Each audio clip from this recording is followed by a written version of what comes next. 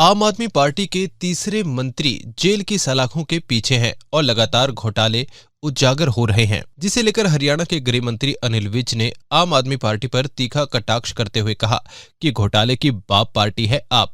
ये पार्टी भ्रष्टाचार के खिलाफ लड़ाई लड़ने का नारा देकर सत्ता में आई थी, पर अब कंठ भ्रष्टाचार में डूब गई है। किसी भी पार्टी के बड़े नेता लगातार अगर भ्रष्टाचार के मामले में जा रहे हैं तो लोगों को सोच लेना चाहिए कि यह पार्टी कौन से गोल और टारगेट लेकर सत्ता में आई थी। विज ने कहा कि महा घोटाले की बाप पार्टी आपके नेता अरविंद केजरीवाल हैं। उन्हें पता है कि उन्होंने कौन कौन से घोटाले किए हैं। ऐसा कहकर वो ये जता रहे हैं कि केंद्र में जो सरकार है वो एक भी घोटालेबाज को नहीं छोड़ेगी। नहीं, उन्होंने जो भी घोटाले किए हैं खुद ही बता दें, इससे हमारा और उनका दोनों का समय बचेगा। देखिए, घोटालों की बाप पार्टी है आप, जो भ्रष्टाचार के खिलाफ लड़ाई लड़ने का नारा देकर सत्ता में आई थी, अकंठ भ्रष्टाचार में डूब गई है। किसी भी पार्टी के बड़े नेता लगातार अगर जेल में जा रहे हैं तो उनको सोच लेना चाहिए ये पार्टी क्या गोल्स और क्या टारगेट लेके सत्ता में आई थी। अब ये बार बार कहते हैं कि सरकार ने जबरदस्ती पकड़ लिया, तो कोर्ट ने आपको रिमांड दिया, वो क्यों दिया? कोर्ट आपकी बेल एप्लीकेशन रिजेक्ट कर रहा है। 7-7 8-8 महीनों से आप कोर्ट के अंदर हो। क्या आपको देश की किसी भी व्यवस्था पर भरोसा नहीं है? क्या कोर्ट गलत है? और ये कहना कि कोर्ट हमारे साथ ज्यादती हो रही है, ये कंटेम्प्ट ऑफ कोर्ट भी है। उनको आदरपूर्वक कोर्ट के फैसले को मानना चाहिए। नहीं, जो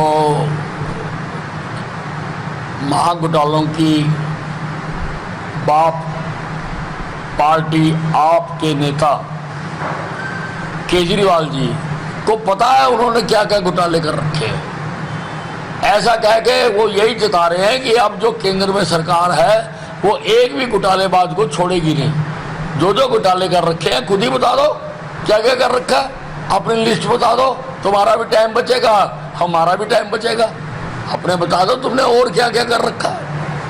महबूबा मुफ्ती का कहना है कि 75 सालों में कोई दूसरा गांधी नहीं बना, लेकिन बीजेपी के 10 साल के राज में कई गॉडसे बन गए। जिस पर गृह मंत्री अनिल विज ने कहा कि दुर्भाग्यपूर्ण बात तो यह है कि यह शब्द उस नेता के मुंह से आ रहे हैं जिन्होंने ना जाने कितने ही उग्रवादियों को पनाह दिया है।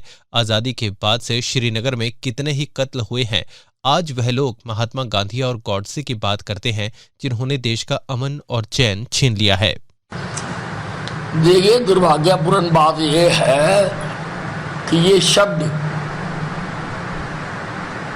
उस नेता के मुंह से आ रहे हैं जिन्होंने न जाने कितने ही उग्रवादियों को पैदा किया।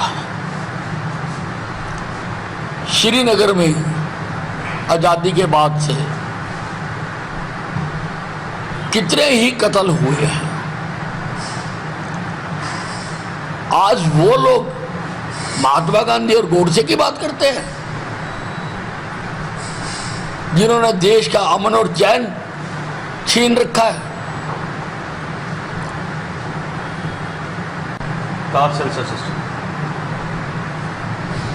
देखिए, ये जो देश को एकजुट करने की बजाय उसको अलग अलग टुकड़ों में बांटने का कुत्सित प्रयास है।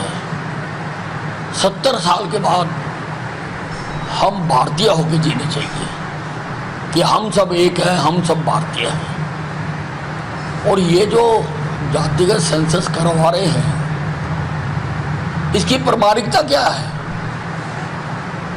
इसका मतलब तो ये हो गया कि सरकार के हाथ में रजिस्टर आ गया, जिसको चाहे वो जिस जाति में डाल दे, कोई प्रामाणिकता नहीं है। और क्या सेंसस में आने के बाद ही लोगों को लाभ मिलेगा? सैकड़ों लोग कह रहे हैं कि हमें आज तक आगे देखा नहीं गया। तो ये सारा चुनावी खेल है। पहले भी हुआ था मंडल आयोग, और इन पार्टियों को जो जो सत्ता में रही हैं और आज जातिगत गणना की पैरवी कर रही हैं, उनको बताना चाहिए कि जितने जितने साल वो सत्ता में रहे उन्होंने इन जातियों के लिए क्या किया। राजस्थान के गृह मंत्री गहलोत का कहना है कि बिहार की तर्ज पर राजस्थान में भी जातिगत जनगणना की जाएगी, जिस पर पलटवार करते हुए गृह मंत्री अनिल विज ने कहा कि देश को एकजुट करने के बजाय उनको अलग अलग हिस्सों में बांटने का तुत्सिक प्रयास है। 70 साल के बाद हम सबको भारतीय बनकर जीना चाहिए, हम सब एक हैं। विज ने सवाल करते हुए कहा कि जो जातिगत जनगणना करवाई जा रही है, इसकी प्रामाणिकता क्या है? ये सब चुनावी खेल हैं। जो भी पार्टियां इसकी पैरवी कर रही हैं, उन्हें बताना चाहिए कि जितने जितने साल वो सत्ता में रही हैं, उन्होंने इन जातियों के लिए क्या क्या किया है। अपने आसपास से जुड़े ऐसे ही अपडेट्स पाने के लिए देखते रहे अंबाला ब्रेकिंग न्यूज।